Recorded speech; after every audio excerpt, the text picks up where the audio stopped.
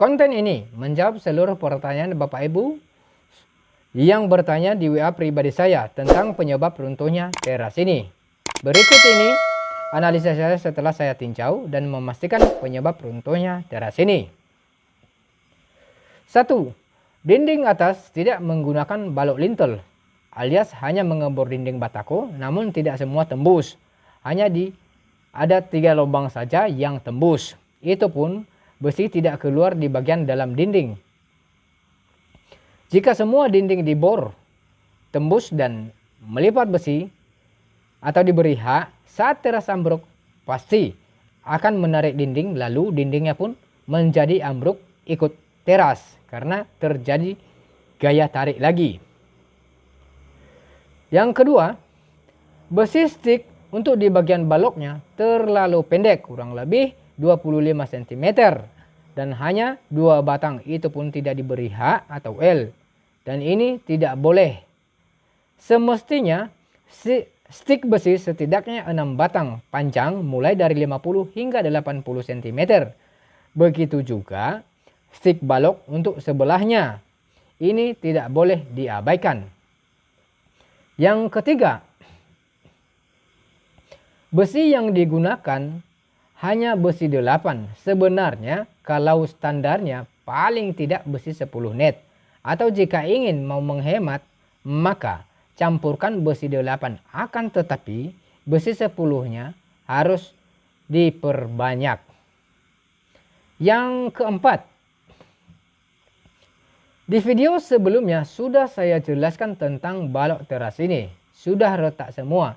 Ini diakibatkan karena tidak ada perhitungan tentang gaya tekan dan gaya tarik.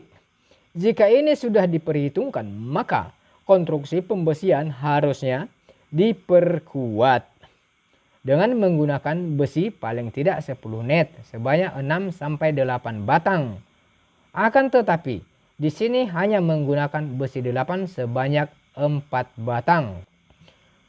Besi plat dak atau besi cornya untuk bagian dak hanya besi 8 juga, tapi hanya 1 lapis dan jaraknya 30 cm. Harusnya 20 cm.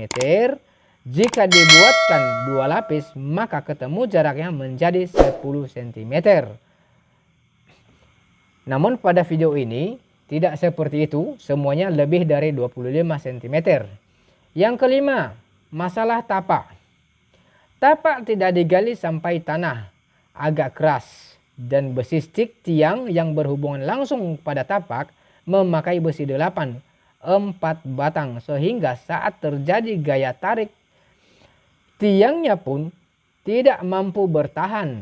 Akhirnya karena sudah kelelahan, tiangnya pun pasrah, tidak berdaya, dan menyerah pada keadaan. Artinya karena sudah capek, dia pun menyerah pada keadaan lagi ya, jatuh-jatuh lagi tuh. Saran saya, jangan membuat tapak seperti ini, usahakan gali setidaknya 40 cm ke bawah. Yang namanya tapak pasti tenggelam atau wajib tenggelam ya. Jadi kurang lebih seperti itu jawaban detail atas pertanyaan Bapak Ibu semuanya, semoga bermanfaat.